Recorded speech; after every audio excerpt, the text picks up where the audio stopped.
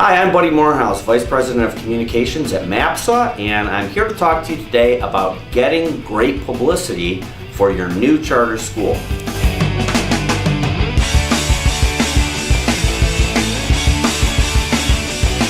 Before coming to MAPSA, I was a newspaper editor and reporter for about 26 years, so I'm also speaking to you from that perspective.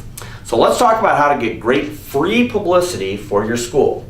And there are several things you need to remember during this process. The first is it's never too early. It's never too early for you to start getting good publicity for your school. Now, I shouldn't say it's never too early. It's almost never too early.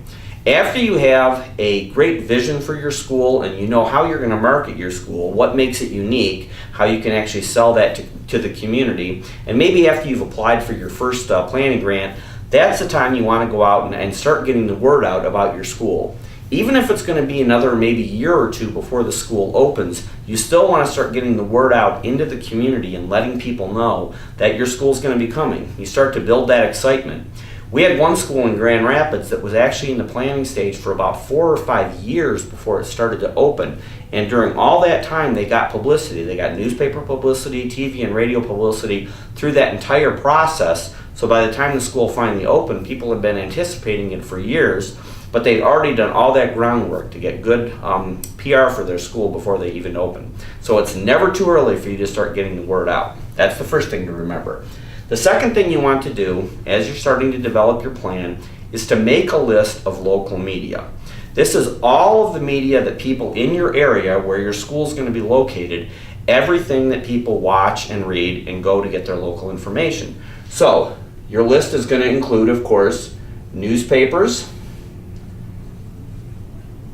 That's both daily and weekly newspapers, any newspaper that circulates in your area. You also want TV, any local TV stations. The TV stations that actually do their own news programs are the ones that you want. And then radio. What radio stations do people in your area listen to? And specifically the ones that are talk radio stations or that have morning or afternoon programs where they have guests and talk about local issues and local things going on. And then the fourth one is online publications. That's, of course, a growing segment of the media market right now. There are a lot of publications that are out there that aren't printed publications, but they're online only. Specifically in Michigan, there's one called Patch that's sprung up in the last couple of years. There are Patch publications throughout Metro Detroit. So when you go to make a list of all the media that people watch and read and listen to in your area, make sure that you look for online publications as well. Okay, the third step then, after you've decided which media you're going to try to contact, is how do you contact the media? The important thing to remember here is that you want to start developing personal relationships. If you have identified the local newspaper that you're going to be contacting for your information, don't just send a blind email to whatever email address happens to be listed in the newspaper. Do a little bit of research. Grab the newspaper, open it up, look at it, see which reporters in there are the ones who are writing about education issues in schools. That's the person that you want to contact. Usually at the end of every single newspaper article is the reporter's email address. They also have their phone number in there, but you want to get their contact information. You want to do a personal contact with them and say, hi, I just wanted to let you know that we're starting up a new charter school in the area. We're hoping to open up next fall or in 2 years or whenever it happens to be, and start developing that relationship. Let them know about it. So the key to remember there is make it a personal contact. Don't just send out a blanket email or a blind email. You want to do the same thing with TV stations as well. If there are TV stations in your area that cover local issues, do some research. Look at the TV station's website and look at some of the videos that are on there. You'll notice there are certain reporters that they have who do a lot of stories about education and school issues. Take the time to contact those reporters individually and pitch the idea for the story. So if you make those personal contacts, you're going to be a lot more successful at getting your story out to the media. It's also going to be helpful farther down the road once your school opens that you've already established those relationships with the local media. So that's the most important thing to remember there is be personal and establish those contacts in person. Okay, the fourth step that you have to remember is people, people, people.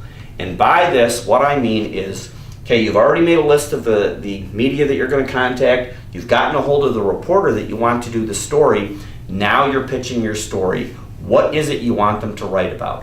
You don't want them to write about your new school. You want them to write about people. News media are interested in doing stories about people, not about things. So when you tell them that you're getting ready to do your new school, that you're getting ready to open up the school up, give them some people to write about. Give them some students who are going to hopefully be going to this new school. Give them some parents who are just dying for this kind of school choice in their community. Identify those people and have them ready for the news people to be able to interview. People like reading those kinds of stories as well.